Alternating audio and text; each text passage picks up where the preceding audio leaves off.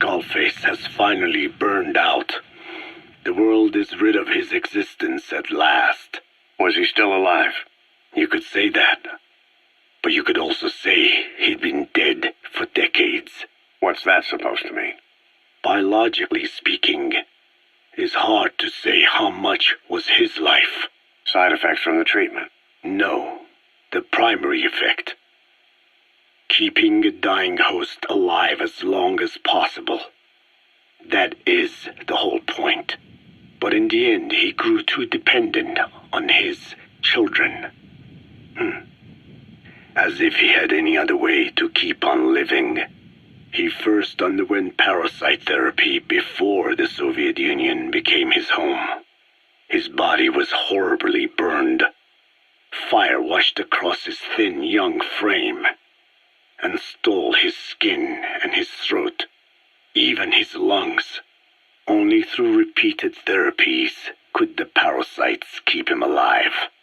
Most of his life became something the parasites gave to him. And then he lost the ability to die. That is correct. The parasites live on past the host's death, still aiding cell composition. At that stage, there is no way to extract them from the host cells.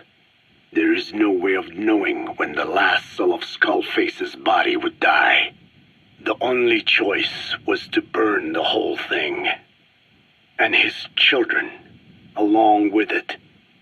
And I am one to talk. When my life is snuffed out, I expect you to treat my body the same way. And when I burn, I will truly be one with my children for the first time. You say there were 3 English vocal parasites. According to Skullface, yeah. Skullface had 2 of the English strain with him. You burned both of them. There was an oil fire. I tossed him in. So that just leaves 1. And you tell me Skullface said he used it. He said it was very close to me. Very close. One of your comrades. Or someone ordered to kill you. Or he could have been speaking metaphorically. Metaphorically? Close to your spirit. Close to your heart. Someone who either loves you or despises you. The second one makes a long list. Whichever it is, act with caution. Skullface implanted someone with the English language strain. Who it is irrelevant. Why? I tell you what Skullface really meant. Very close to you means you will be exposed. All the infected here have been given the Wolbachia. Even if the vocal cord parasites infect them now, they cannot reproduce. But if there's a different host among us, host to the English strain. If that were the case, we'd see the symptoms. What about the non-English speakers? We have plenty of those, but the staff use English as a common language. But if that someone has not spoken English yet, and begins to speak it now, there'd be another outbreak.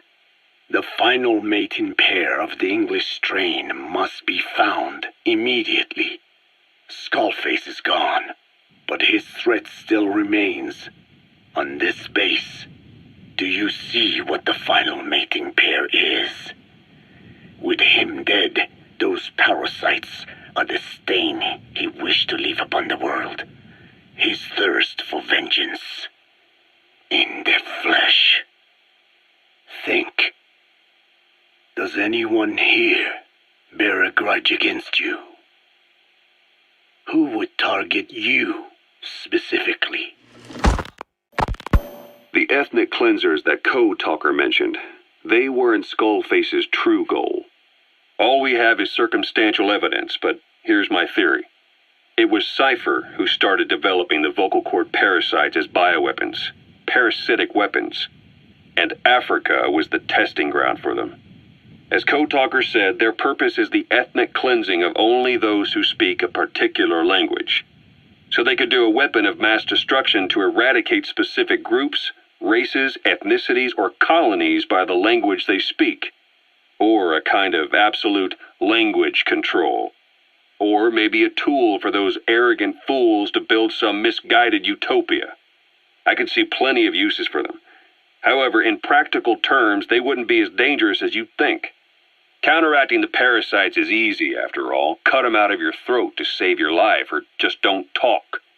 That also prevents the infection from spreading. So if the international community were to find out about them, they'd no longer be the threat they were conceived to be. In which case, their targets would be limited to minority groups as a deterrent or a terrorist tool. It's hard to imagine Cypher developing something like that as a main weapon for their arsenal. That leads me to think we've only tugged on one little thread in Cypher's grand tapestry, an obscure corner of their work, possibly forgotten altogether. In any case, things changed. When Skullface was forced to relocate to Africa and he saw that thread dangling. All the time he continued that research, he was secretly following his own agenda.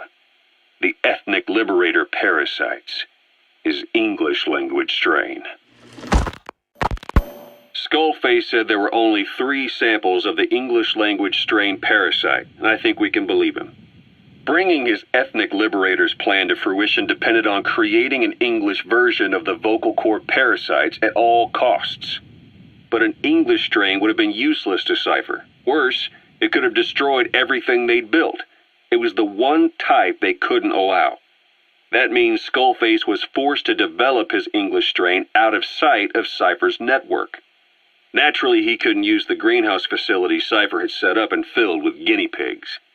Skullface must have found some secret place to create his precious few English parasites, hiding all evidence like a man cheating on his wife. Somewhere, an entirely standalone environment. And when his plan entered its final phase, he must have made the place disappear. Some little room, could be anywhere, but now nowhere at all. We'll never know where he did it, but to elude Cypher's surveillance, it couldn't have been big. I believe Skullface was telling the truth. There were only ever 3 samples of the English language strain. Why activate Sahelanthropus in Afghanistan? This is how Skullface wanted things to play out. The Soviet Union secretly develops a new type of nuclear weapon and successfully deploys it in Afghanistan. Revealing the existence of Sahelanthropus results in a return to the glory days of the Cold War. The threat it poses reignites the nuclear arms race between the world's major powers. The demand for nuclear weapons increases around the globe. What if you then introduced a nuclear weapon anyone could get their hands on? Non-nuclear nations, militant groups of all shapes and sizes, they'd all jump at the chance. Sahelanthropus was a marketing tool to sell nukes all around the world. But I think it's safe to say that plan was stamped out before it got up and running. The world's intelligence agencies never did turn up anything conclusive on it. After all, Sahelanthropus vanished before word could spread. Everything that's happened is already a fading memory, never to join the pages of history. Except for Cypher. Cypher won't forget. They'll already be working on something, quietly, beneath the surface. They'll use the pieces of data scraped together from this incident to build their own bipedal weapon. It'll take them a long time to complete it, but for now, the greed sector have found their new life's work. We'll have to be ready too.